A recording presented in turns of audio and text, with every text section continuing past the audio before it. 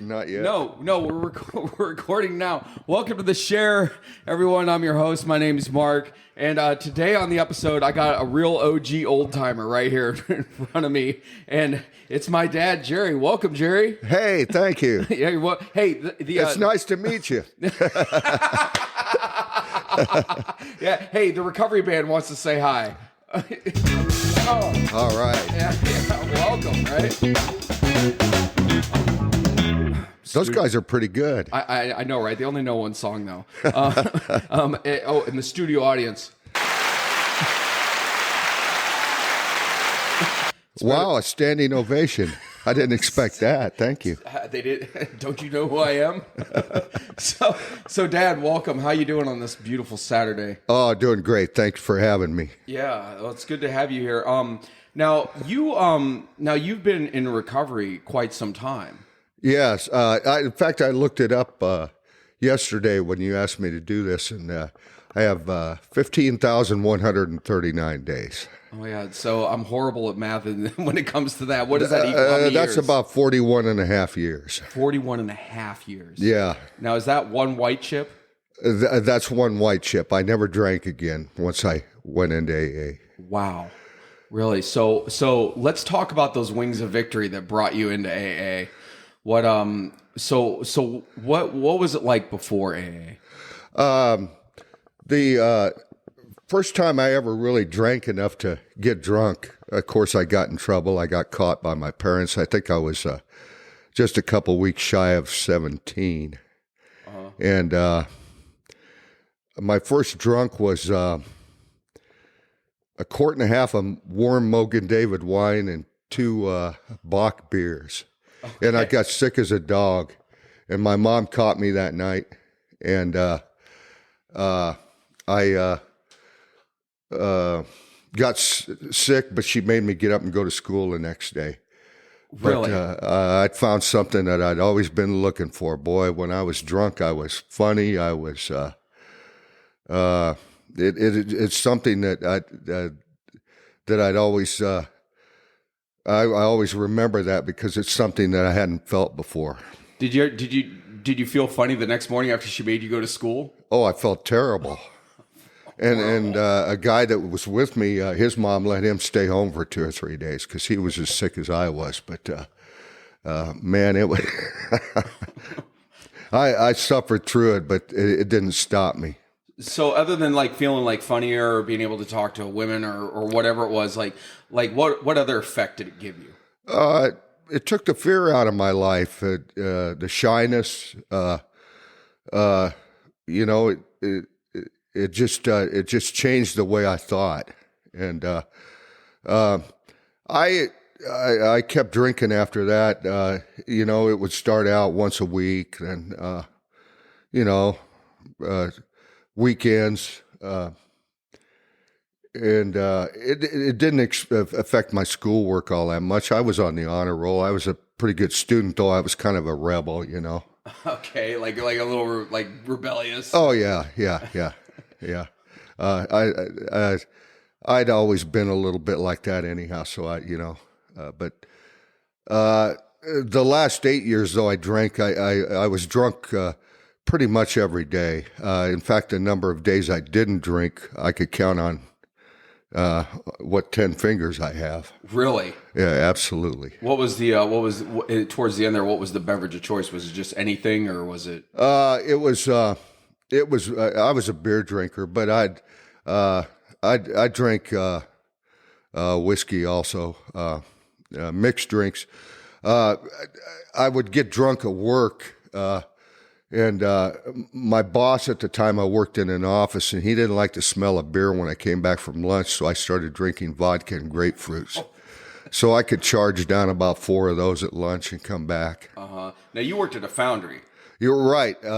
I started out as a sand shoveler and worked my way up to the assistant vice president, and which I was the last 3 years that I drank. So you were in full-blown alcoholism. And looking back at it, and you were drinking at lunch, and you were an assistant vice president. Right. Wow. I pretty much had the run of the place. There was nobody that could tell me no, because I worked for the main guy in charge. Wow. Now, did you find yourself missing days of work because of it, or were you?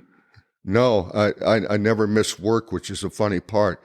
Uh, some people picture alcoholics as gutter bumps, but many of us were, very hard workers and successful in our careers. Not saying that it didn't affect me towards the end, because it did, and I see that more clearly now. But you don't see it when you're in the midst of it, of course. But no, I showed up for work every day. In fact, I would work 10, 12 hours. Yeah. A day. Yeah. Well, it says in a part of the big book where it's talking about it. It doesn't say that we have to lose 1, 10, or 1,000 jobs. It doesn't say that we, have to be homeless or we have to be this or that. It's just we're powerless over this. You're right. And a lot of times after work, I would always hit the bars. The amount of money that I spent on alcohol, I don't even want to think about. I did look at, back when I got sober, you could cash checks in bars, write checks out, and the bartender would cash the check. Really? And some of those checks look like hieroglyphics to me.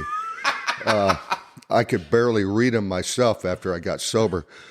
I looked through all of the checks that I had written in the last year that I had been drinking, and it was $13,500, which was quite a bit of money in 1982. Oh, yeah, that's... Yeah, and that was just checks I'd cashed at the bar. That wasn't cash that I already had on me. Oh, wow. Yeah. Yeah, so that's like... So I remember when I got sober and I was looking at the things that helped me raise the white flag. I made a list of things I wouldn't do if I was in sound mind, and that right there sounds like something you wouldn't do if you were in sound mind. Right.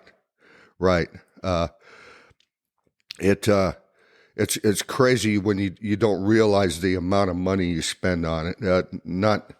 Not even considering the amount of time. I never got anything else accomplished in my life except working and drinking. Yeah. We talk about that in meetings. It's like, oh, you can't make it to a meeting today, but you could go, spend all night at the bar, or you could, or it's raining today. Did you ever not go to the dope man's when it was raining? That's right. Yeah, that's right. And back then too, I lived in Illinois, and there'd be blizzards, but I never let a blizzard stop me from going and getting drunk either. And I remember wrecking my car out into a blizzard when it was 80 below wind chill factor. Oh, wow. And just doing stupid stuff like that where normal people would stay home. But you had to get to the bar. What was your bar of choice up there? You had some... I had 2 or 3 that I hung out in. They... after I quit, I thought, boy, these people are really gonna miss me. And about a month after I was sober, I was going into the supermarket one day, and a lady that owned one of the bars I frequented was coming out, and she goes, "Oh, Jerry, it's so nice to see you. I'm so glad you did what you did." What? That I'd gotten sober. Oh. Even the people that owned the bars could see it, but I couldn't, Yeah. Oh, at that moment, especially like early recovery, you're like, wait, what did I do? Yeah. There was, they didn't miss me. There was, plenty of people to take my place. Trust me. I'm sure of it. So do you remember your last drunk before you went in and detoxed? Yes. I was home one night. Sunday nights were rough. I'd spend the whole on weekends, especially. I would just go crazy drinking, and sometimes on Sunday nights I would start withdrawing, and I'd hear voices. During these weekends, the last 3 or 4 years, I was also taking handfuls of what they called back then White Cross. It was speed. It was Dexedrine is what it was. Okay. You could, you could drink a whole lot longer on that stuff, And so I was home on a Sunday night and was coming down off of it. Nothing was working anymore. And I remember I got on the... Back then, we only had 3 TV stations. I mean, that may sound strange to some people that haven't been around for a while, but the only thing on late at night was there wasn't much on TV. Actually, at late at night, and I had it on, and there was one of those religious programs on, and this guy was saying, "Well, if you have a problem in your life, call this number." So I said, well, I'll call. And this nice lady answered the phone, and I was telling her about all the troubles I had. I drank too much. I couldn't quit, and how my life was falling apart and everything else. And she said, wanted to pray for me and stuff. And I said, no, wait a minute. You don't understand. I have real problems. And I don't know what I expected her to say, like feel sorry for me. I guess alcoholics love to feel sorry for themselves. Oh, absolutely. And we love to have people feel sorry for us, so. But anyhow, I had kind of a sudden experience like Bill W. did. After I hung up, she prayed for me. After I hung up, I went to walk back in the living room, and it was just like some power had jerked my feet out from underneath of me, and I laid there on the floor crying like a baby. And it was absolutely the lowest I'd ever felt in my life. And at that time, I just, laying there, I said probably the most sincere prayer that I've ever said or will ever say again. And it was just simply, God, please help me. I can't do this anymore. And this sense of peace came over me. I didn't know what was going to happen, of course, but it was just a sense of peace that came over me. And I went about a week like that, not knowing what was going on. Still drinking. I made it a few days without drinking. A week later, on a Monday, I walked into, there was a guy that worked in the office. He was a comptroller of the company that I worked for, the foundry. What is it? Hey, hold on. Do you know what a comptroller is? Because I've never been able to put 2 and 2 together. They're glorified bean counters. Whenever I hear that, that's one of the words I always hear, and I'm like, what does a comptroller even do?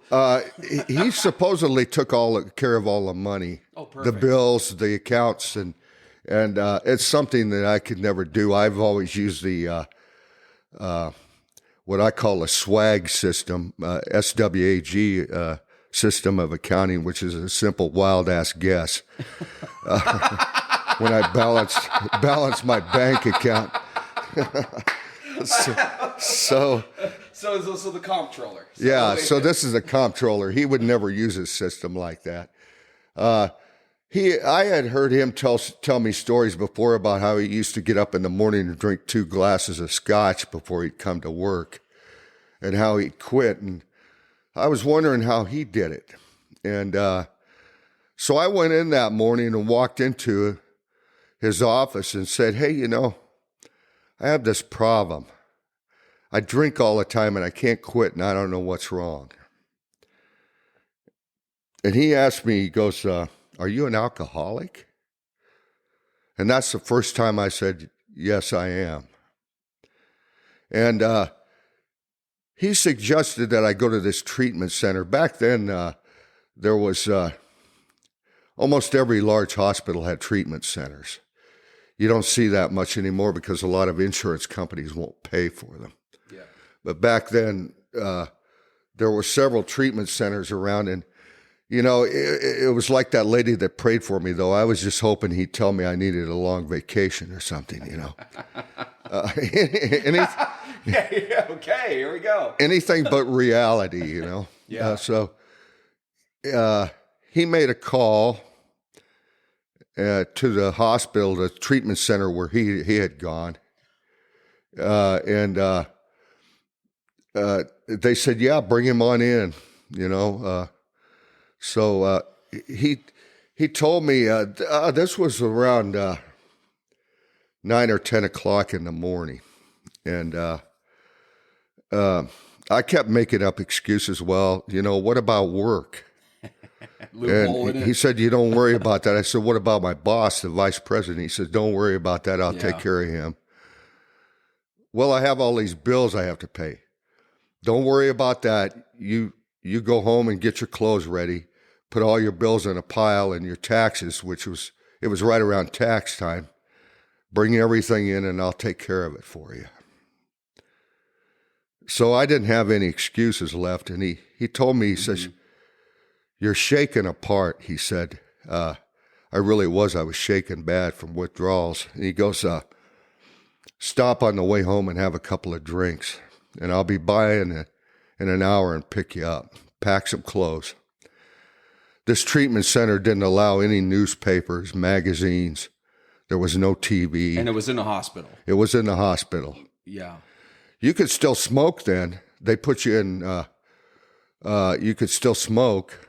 You can smoke in the hospital, but you can't have papers. You can't have anything. No, they wanted no contact with the outside world. No news, no radio, no music, only what they allowed you to have, which was fine.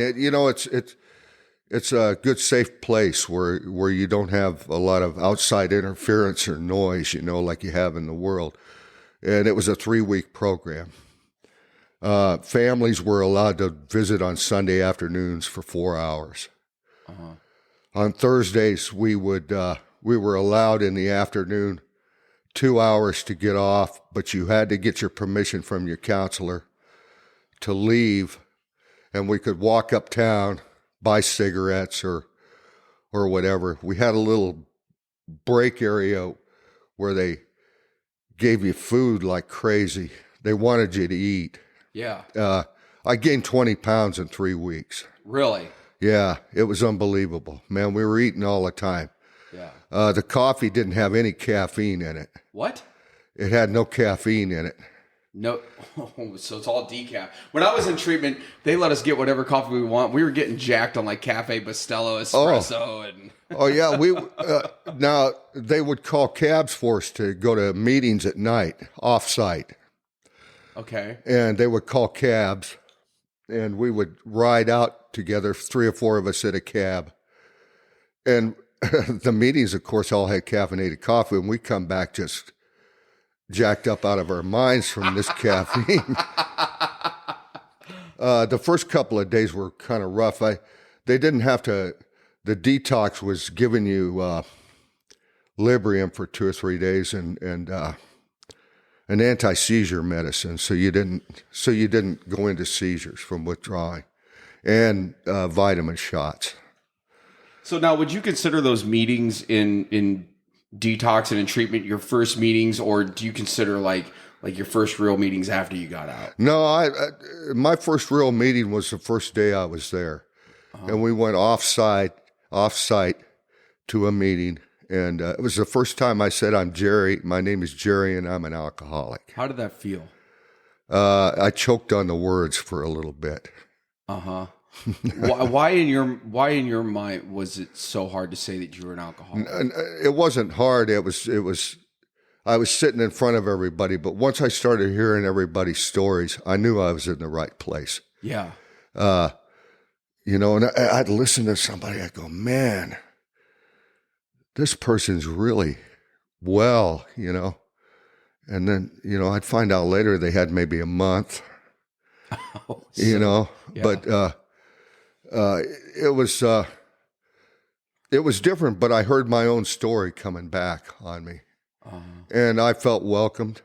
And I felt at home the first meeting I went to. I enjoyed it. Did the old timers ever like hit you with any sayings when you were in there? Like, Oh yeah, yeah. But there's also humor. There's funny stories. I used to have an old friend say the most important person in the meeting isn't the newcomer; it's the guy you're going to borrow $20 off of after the meeting.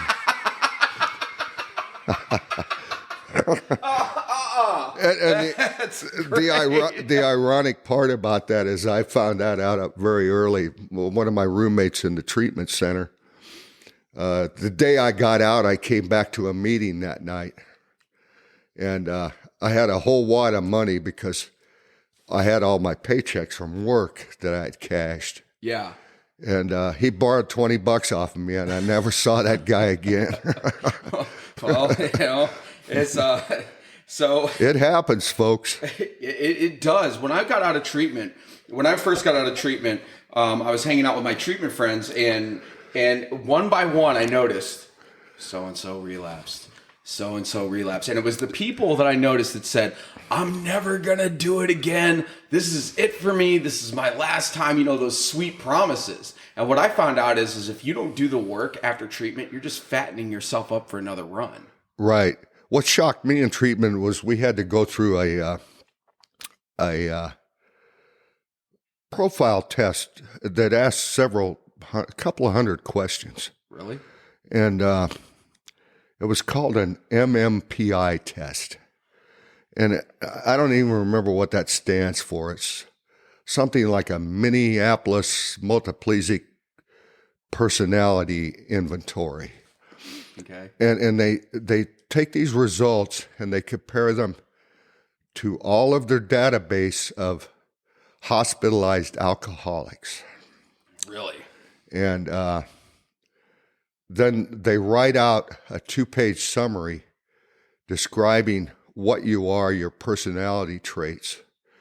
And at the end, they gave you a prognosis for recovery. What your prognosis for recovery would be compared to other hospitalized alcoholics. That makes no sense. And this is any hospitalized alcoholic that had ever taken this test. My rating was grave. Grave. Yeah, which is the worst rating you can have. They gave me almost no chance of ever staying sober. And what was funny was there was a guy in my room that was a pill addict, and he didn't even know where he was for 2 weeks. He was just totally out of his mind. He was a roommate of mine in the treatment center. Mm-hmm. Great guy, but he got a better rating than I did. What? And I'm going like, wow, that really shocked me. Wow. And it pretty much, there was only about maybe one or two things in there that I would have, in that whole report that I would have taken issue with. But basically, it spelled out my life. And I'm going like, wow, I didn't know I was that bad. And the doctor told me the day after I was in the treatment center, they give you blood tests and everything. It's a hospital, Yeah. My liver was so damaged. She said, if you ever drink again, I can absolutely promise you that you will never live to be 30 years old. Wow. And I was 27 at the time. My liver was so damaged. Wow. And I didn't realize that either. But that's where I came from. And it was a deep, dark place, I'm telling you. Yeah. But when you mentioned so-and-so's relapsed, I know that a lot of them, I may be the only one or two out of all those people that I went to treatment with that ever made it again without drinking. Yeah. Well, I learned that I had to go to any lengths to at least get this, or at least get a start. It's right. Just saying I want to do it, like I want to get sober. Just saying that I want to get, this is the last time. Okay, well, what are you going to do about it? Mm-hmm. Yeah. And it doesn't do any good just to want it. I was fortunate that I ran into a couple of guys that said, "Hey, when you get out, we have this meeting over here." Oh, they were from AA? Yeah, and okay. Both of them were named Dwayne, as a matter of fact. What? Yeah, they both had the name Dwayne. Well, so you get out of treatment, you're going to meetings. Yeah. Like, okay, now, was it what were the meetings like after you got out of treatment? Oh, they were great. I went practically every day, every night. Okay. And did you start doing your steps right away, or did you wait? Oh yeah, in the treatment we were required to go through step 5. Really? Yes, we had to do the 5th step and everything in treatment in the 3 weeks. Really? Do the inventory, sit in a room and go through all your shortcomings and everybody you'd hurt. Yeah. Confess that in front of somebody else. Well, when you went to AA after treatment, do you feel like you got the most out of doing the first 4 or 5 steps that quickly? Yeah, I think it helped. The thing, a lot of the things that I learned getting back out was being of service to other people, staying busy, giving it away, getting out of yourself is what helped me the most. Yeah. So did you start doing service right away? Yeah, there was it doesn't have to, folks, it doesn't have to be going out and rescuing everybody that you think is an alcoholic. Mm-hmm. It could be something as simple as making the coffee at the meetings, which I did. Yeah. There was a guy named Bob that set a great example for me. He made coffee, I mean gallons of it, every Friday night at one of the meetings I was with. So I started doing that. Yeah. And I went to work for an ambulance service as an EMT. That wasn't part of the program, but it's serving others. Yeah. I loved that. I loved it. Yeah. I remember being little and you were working for the ambulance. Yeah. And the other thing I found out was I kept very few of my friends from back in my drinking days. Yeah. Well, that's what I've heard is you got to change everything, the people, places, the things. Right. Yeah. Of course, I had a whole new group of friends from the meetings. Yeah. I had new friends from the ambulance service I worked on. Yeah. And they all respected what I was doing. Yeah. I had no tolerance when I first started out about being around anybody that was crazy drunk. Now, did you have since that was a small town, did you have old people you'd run into constantly? Yeah. Yeah. And how did that feel the first time you were running into people? most of them were very supportive. I would treat anybody like the plague, though, that encouraged me to drink again, or told me I'd never make it. Really, you had people tell you that? Yeah, I had a couple people tell me that. Really? You'll never make it, they said. So is that I've heard there was one time I was in a meeting and there was a guy that said, Don't let anyone ever tell you that you can't get sober off of resentment. These guys said I'd never make it, and I wanted to prove them wrong. and I mean, I don't know if I necessarily agree with that, but on the other hand, it's like I see the point in that. Like if somebody says you're not going to make it, it kind of makes you wanna. Oh yeah, make it. Yeah, and it's like I said though, I may have been the only one in that group that I went through treatment with that ever made it without drinking again. I don't know. So I know some of them. One guy that I was roommates with died 2 weeks after we were out of treatment. He was a fireman. Really? And overdose or no, he was sober. A wall collapsed during a fire and killed him. Oh wow. One other guy that was my roommate, he ended up in prison. Really? He was drunk and killed his wife. The carnage that alcohol leaves behind in people's lives is unbelievable. In 40 years, I've seen a lot of people come and go. And yeah. I could name you probably 100 people that committed suicide. Wow. And a lot of them that were warned, like I was, that if they ever drank again, that it would kill them. They drank again and it killed them. Yeah. So, I don't know why that God chose me not to drink again. I don't take any credit for it myself. Of course, I put the work in, but the results was God's will. It is God's will. Well, even them saying that your liver was that you were having and you're still here 41 and a half years later. Right. I I had blood tests a few years ago. I had colon cancer, and I was when I was going through chemotherapy, I would get blood tests, and I have a good friend that's a lab technician, and she goes, I would show her my lab test for my blood test, and she goes, "You have the liver function of a 20-year-old." She goes, "It's just unbelievable. Nobody your age has liver function that good." What? Yeah. So it had come back all these years. Wow. Wow, that's amazing. Even with all the coffee and Coca-Cola I've poured down my throat. The Taco Bell. Right. Yeah, right. So what was the hardest part about the steps for you? Did you struggle at all during the steps? No. I don't think I struggled so much. It's really important to be around people, to have a sponsor, to be around people that have longer term sobriety. You know, my sponsors, the two Dwaynes, they each had about 3 years. You know, that's cool. Wow. That sounded like forever to me back then. Wait, so you had two sponsors? Oh, yeah. A week sounded like an eternity to me back then. A month was unheard of.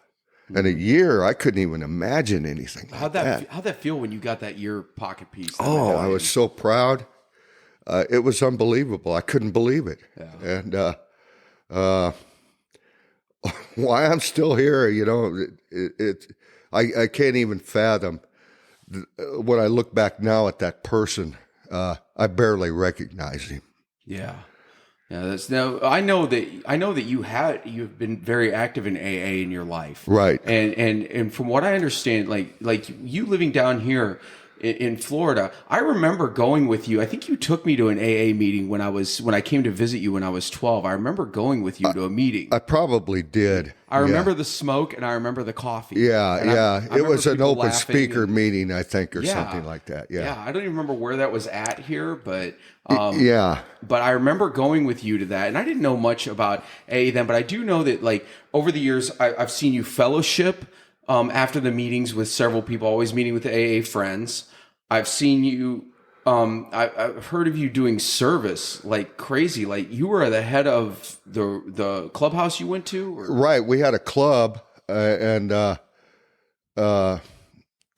we had a club called YANNA, YANNA, which is You Are Not Alone, and it was a social club for recovering alcoholics and drug addicts. And it was when you joined, you would get a card. It was you could put the card in the reader, and it would buzz the door open for you in any time of the day or night.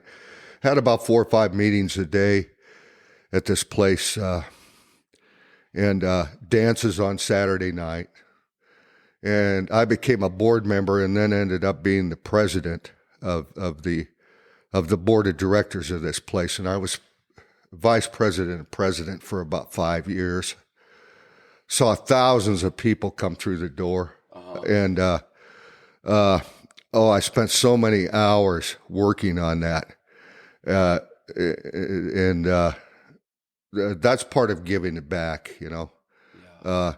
To be a board member, you were required to have at least 3 years of sobriety. And we did have one board member drink again. And of course you're off the board the minute that happens, you know, yeah. But you see a lot of people come and go.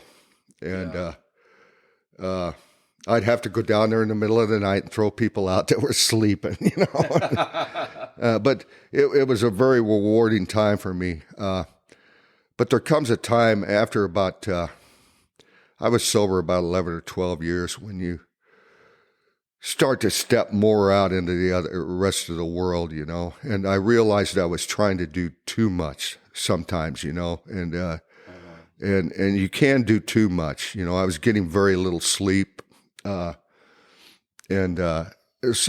you know, I kind of cut back on it then. Yeah. But you still remained active. Absolutely. So you're talking about balance. Yeah, more balance in my life, you know. And I went out and did other things. I learned how to scuba dive.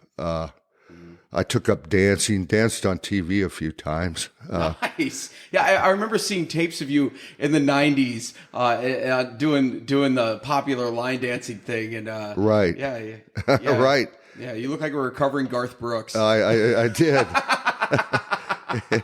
Yeah, I was quite the dancer, and went to Nashville and danced on TV a few times, and Yeah. and I went back to college. A year after I sober, I decided my boss at the foundry was a jerk even when I was sober. So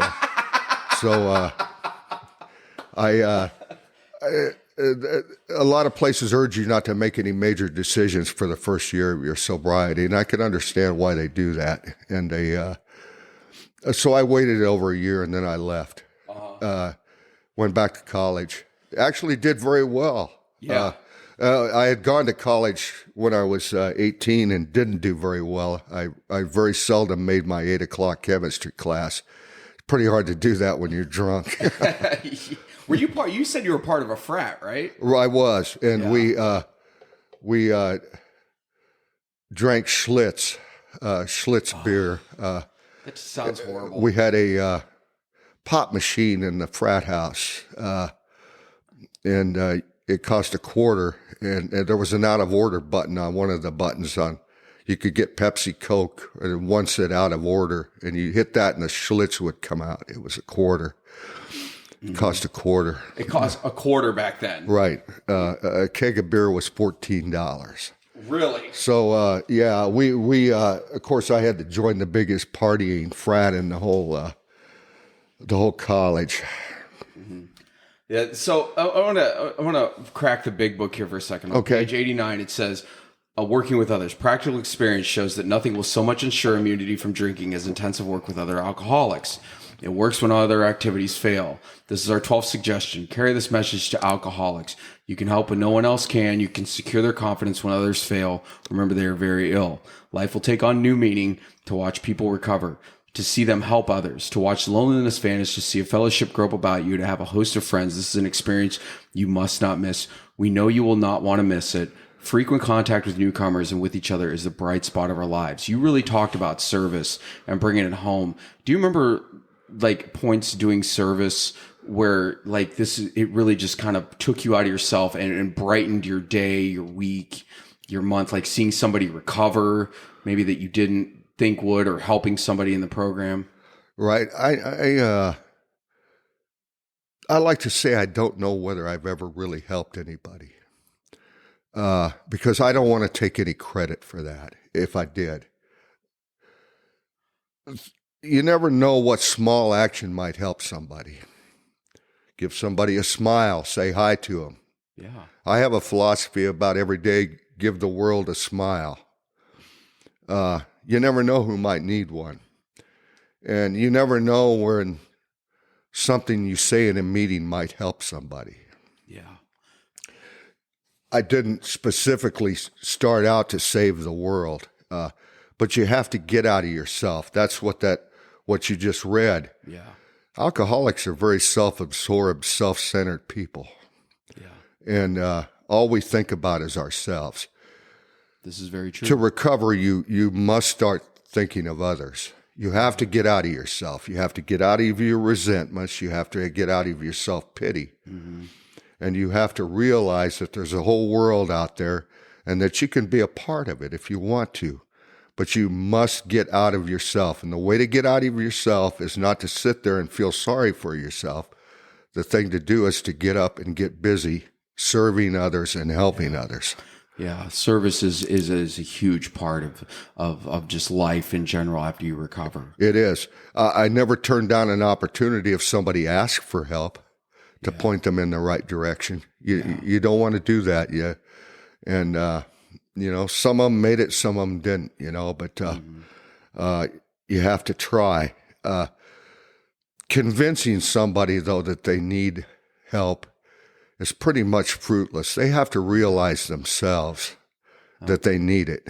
Well, I want to talk about that for a second. 2012, back when I got my DUI. Right. I remember you coming to me, and you ended up taking. We got a meeting schedule, and we went to the noon meeting, the Golf Gate noon meeting, and we went. And I remember you went with me to the meeting, prayed, you shared, and then after that, I went about 3 more times, and I came to the conclusion that everyone in that meeting had problems and I didn't. That's right. And I look back and I'm like, it took me 10 years to drop the shovel to stop dating. And I know that like maybe you saw it in me and maybe you wanted, but it's like I had to realize it myself. But it took 10 more years for me to realize it. But I wanted to tell you, like, looking back at that now, thank you. Well, for taking me and caring enough to yeah, thank you. Like I look back at that, and I mean, I kind of laugh about that moment, but I was like, I used to think back then, there's no way I'm going to be an alcoholic. I'm not going to allow myself to be an alcoholic. And well, here I am. And after we went to that meeting, your first meeting, the reason I just let you kind of go out on your own after that was, well, we'll see, I can't drag you to meetings. Yeah. See, that's what I felt. I was like, oh, great. Here we go. I'm going to go to a meeting now. Yeah. And I wouldn't have wanted somebody to do that to me either. You have to want to be here. You at least showed me, though. You planted the seed. Yes. And there's an old saying that once you go to a meeting, it's going to ruin your drinking. Ah. It is, because there's a solution out there. There is. Yeah. Well, as soon as they gave me a list of phone numbers to call before I picked up, right. I'm like, man, if that's not a buzzkill, I don't know what is. And I didn't do it, but I wasn't ready back then. But I look back at it and I'm like, the seed was planted then. I'll tell you about the closest time I ever came to drinking after I was sober. Really? Yeah, it was 5 years. I had 5 years. I was over in Corpus Christi, Texas. I had flown over there. I don't have to go into a lot of details, but I had a really bad day. And I said, screw this. I had to get an airplane back unexpectedly, leave town. So I had to call the airport. There was no online booking back then. Uh-huh. You had to go there and buy the ticket. I couldn't get a ticket back to Tampa. I could only get one to Orlando. So I had to have something. My car was in Tampa. And I fully intended on the plane on the way back to drink. Yeah. The only problem is I could only get a flight to Orlando. So what do? I had to call somebody to come pick me up in Orlando. Uh-huh. And just that talking to them stopped me. I firmly believe that God, as I understand Him, did everything to prevent me from drinking that day. It does work. How close were you to that bottle? Oh, very close. If it had been another hour and I'd gotten that ticket to get on the plane, it would have. If I hadn't had to call somebody, I think it would have happened. Yeah. But I had gotten up that morning and asked God to keep me sober that day, which I do, and it worked. And that flight home was the most peaceful flight I've ever had. It was great. Wow. So was it a resentment? Resentment, yes. Yeah. No. Wow. Yeah. So yeah, because I read in the big book that that's the number one offender. Right.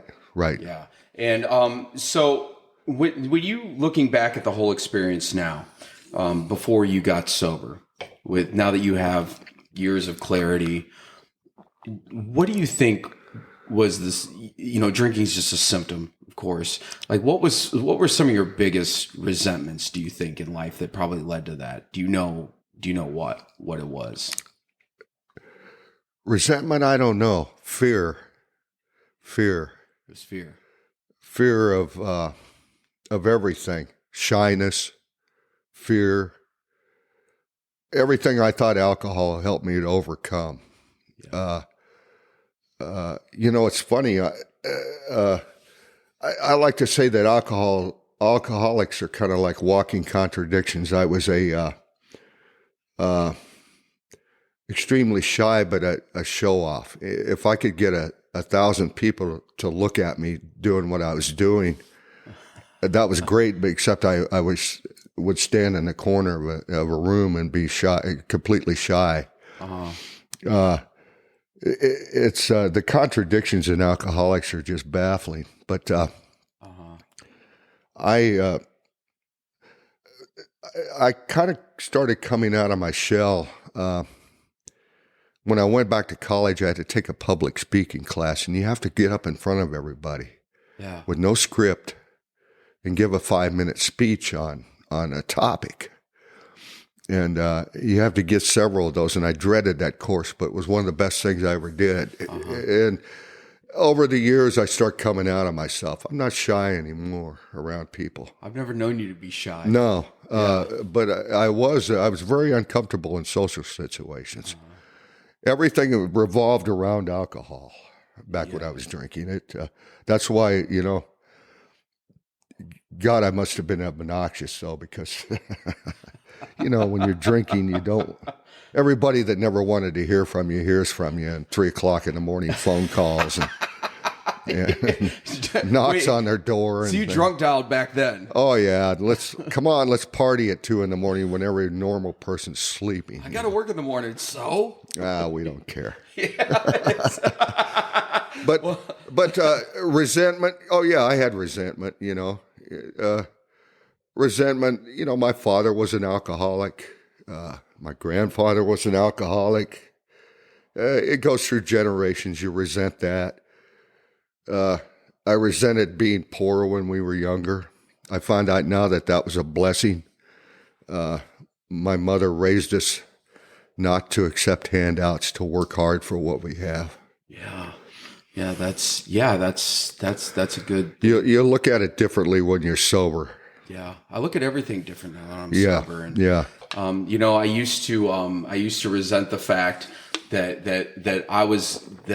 I remember, like, it was hard for me to say that I was an alcoholic because I'm like, I don't want to be like the rest of the family. No, I don't want to, and that was a big resentment towards me. And I tried to prove, like it talks about in the big book, I tried to prove an exception to the rule. Yeah. And guess what? I did not come in on the wings of victory. I didn't prove I was not an exception to the rule, but I resented the fact that for a while that you had tried to, take me to AA, or show me a meeting, and I resented just everyone. And also to that fear, I know that fear that you're talking about, that awkwardness, that shyness. Right.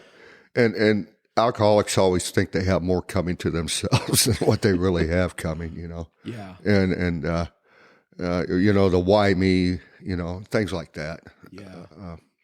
But the most important thing to newcomers is get around people that are working a program. There are a couple of things I have never seen in my years in AA. One is I have never met a contented atheist, ever. Really? It takes a while sometimes for people to find God as they understand Him. How you understand Him isn't up to me. But I have met people, very few, that said that they didn't believe in anything. And there are chapters to the agnostic in the big book and speaks of atheism. But I've also met some people that had wonderful spiritual experiences. Yeah. And I have never met a contented atheist. Yeah. And I have never met anybody that stayed around for years and years that did not work the 12 steps. Yeah. People wonder about people that come in and out, in and out, in and out. It's the people that don't work the steps. Mm-hmm. If you're busy doing those, you have a pretty good chance of making it. Yeah. And I found out that we're never done working the steps. Never, ever. Yeah. You have to be able to say you're sorry to people. I failed a lot as a father, I was never a good father. And, I failed a lot of times in my life, but that's part of living. You fail, you have shortcomings. Even when you're sober, you make mistakes, you have shortcomings. And you have to be able to say to people, hey, I'm sorry. When you're drinking, you make excuses for everything, or you avoid the truth. And, that's just the way it is, But everybody, even so-called normal people out there, everybody has highs and lows. Good things happen in your life and bad things happen in your life. It's part of living, and that's part of coping with life.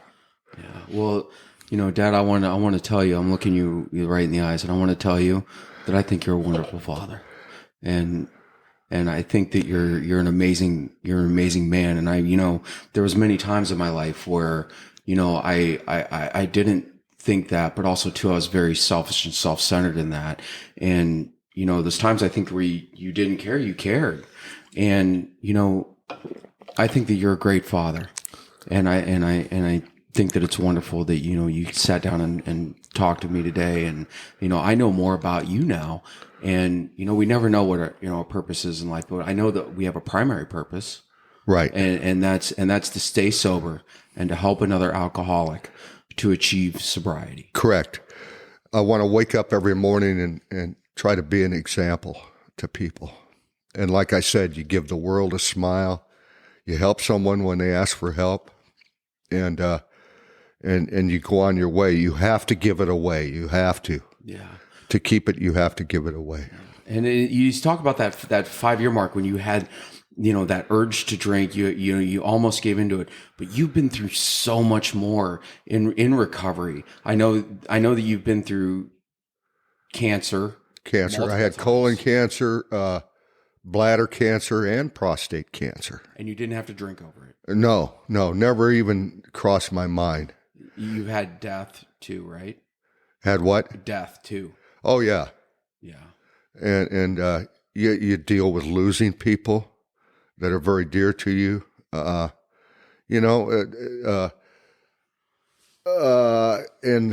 I had blood clots hit my heart one time, So you deal with things, So I'm actually a halfway healthy person today, considering all I've been through. I only take a blood thinner and a real tiny blood pressure pill every day. Wow. Yeah, and you're sitting here, and we're doing this right now, and you're here. Right. And most recently, you lost your brother, or my uncle. Right. This week. Yes. This week. Yeah. That bothered me a little bit, only because he was a year older than me, and he's my brother. Mm-hmm. And you think about your own mortality. That doesn't bother me as much as it used to, but I don't have fear of living and fear of dying. I look at it as you're never here a moment longer than what the Lord wants you to be. You're not here 1 second more or 1 second less. Yeah. And John and I were different people. We lived different lives, but he was my brother, and I'll always love him. Yeah. And when you deal with like the death of a family member, what do you do in your life to help make you through, so that way that you don't go backwards? The faith that in the higher power that comes through, that I found in the program, faith in God, and just that, like I said, living and dying is part of life, and of course it's you're going to miss somebody dearly when they're gone. You go through the grieving process, but I know that alcohol will not solve any of those problems. Yeah. Alcohol cannot take away grief. When I got sober, all of those things that I thought alcohol had covered up all those years, they were all still there. Yeah. And it was like a black hole of all of these resentments and fears and anger. Yeah. And it was still there. It never went away. Yeah. It never went away. All it did was mask it. Yeah. It doesn't cure it. No way it does. Yeah. It's, yeah, well, that's what it says in the big book, that it's a lie. It's an insidious lie. It is. Yeah. It's I couldn't believe it. There was a 1 week in treatment right before my fifth step and I noticed this with a lot of other people in treatment. It's a time of real self-reflection. And it was a dark period for me because that's when I realized that none of that stuff had gone away. Mm-hmm. The pain in life and the hurt and the resentment. Now, you've always kind of, you've always kind of told me stories about you've told me some war stories and stuff. Oh, yeah. And I just have one question for you. Do you miss the Slipper Club? No. No. You know, I'm lucky to be alive out of some of those situations I got myself into. And what was funny was when you first came down to live with me, you know, and you'd pull some of those crazy ass excuses, you know, like, you know, I could use those on my mom because I always thought she was a little bit more naive. She hadn't gone out and lived in that world like that. But you couldn't pull any of those excuses on me. I'd already used them all in life, and I knew it. Yeah, you know, I forgot. I never put two and two together. I'm like, you know, hey, I'm using these excuses on my dad. Wait, you know, he's recovered. And he's not naive to the world. I remember I wanted you to pay $50 a week rent to me just to teach you some responsibility, and you would eat $100 worth of food, of course, but you came home one day and told me McDonald's had missed their payroll. And I said, multi-billion-dollar corporations don't miss payrolls. You know, I think I spent it on girls and weed. Yeah. I'm pretty sure. You know, I might owe you an amends for that. Yeah, well. But I knew that story wasn't going to fly. but wait, hold on. Now, wait, you still gave me like enough rope to hang myself with that. Like oh, absolutely. Absolutely. I just was like, yes, I snowed him. Nope. And here we are, however many years later. Now you're like, yeah, I wasn't hit. You know, I was on to you. Thanks. That reminds me of I'll tell one quick story. All right, perfect. When I was a freshman in college, I had a girlfriend, a fiance, and I was home for the weekend, and my family had a Ford Torino. This car was beautiful. And we were out on a date and driving back, and she used to sit right next to me in the car. And every once in a while, she'd reach over and kind of jerk the wheel a little bit, you know, just playing around. And we were out on a country road and on a highway, and she did that, and it had been raining, and the car slid off into a ditch. And it was a steep ditch where the car was almost laying on its side. And we got out, and we were fine. And I looked at the car, and of course I couldn't get it out. So a passerby, I told him when they got to town to call a wrecker to come out here and get us. And here come the wrecker, and they pulled us out, and I looked over at the car, and it had mud all over it. But there was no dents in it. So we took the car into town and went to a car wash and cleaned it all off. It looked beautiful. And I go, my dad will never know. She was upset, and I assured her, my girlfriend, I said, hey, it's all right. Nothing's hurt. No harm, no foul. The next morning, I'm in bed, and I hear a knock on my bedroom door, and it's my dad, and he's going, Jerry, what did you do to the car last night? And I'm laying in bed. I go, nothing. And, you know, and I go, how did he know anything happened? He goes, get dressed and get up right now and come down here. He took me outside. Underneath the car, we washed everything, but I didn't look underneath. It looked like I'd driven through a hayfield. there was huge clumps of sod, grass hanging from the underside of the car. And it looked like it. So then I had to fess up and tell him the truth. That's how I'm saying, you can't make up these stories. Everybody knows the truth. Yes. Well, Dad, it's been great to have you on today, and I'm so grateful for our time together. Do you have anything else to say to maybe the newcomer before we head out? Yeah, stick around. Get around somebody that's serious about their sobriety. Be of service to others. Always be willing to help other people work the steps. That's very, very important. Find a sponsor and other people that work the steps. And I know it's not easy. You're going to have good days. You're going to have bad days.